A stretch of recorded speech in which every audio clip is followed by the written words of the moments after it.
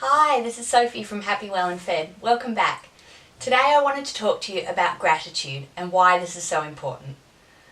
When you have an attitude of gratitude, it really makes you not only look around and feel so grateful for all the things that you do have, but it stops you from being in that place of always feeling like you don't quite have enough.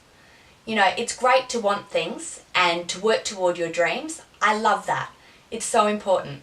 But it's also so important to look around and be present in your life and see all the things that you already have.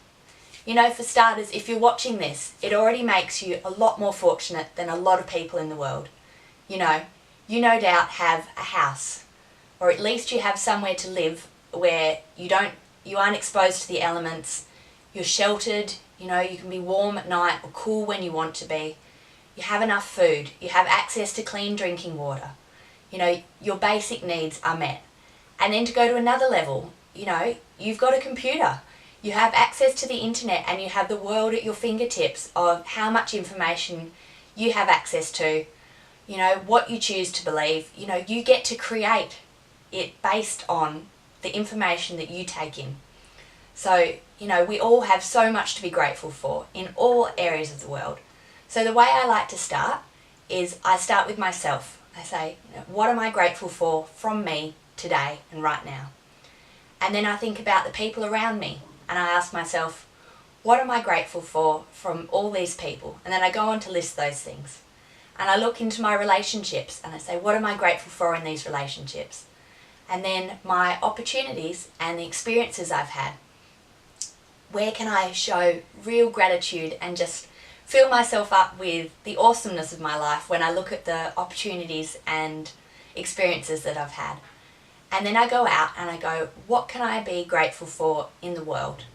I'm so grateful for where I live, who I live with, my proximity to the beach, to be able to look out and see trees, so many things. And I know that you too will have so many things you can be grateful for.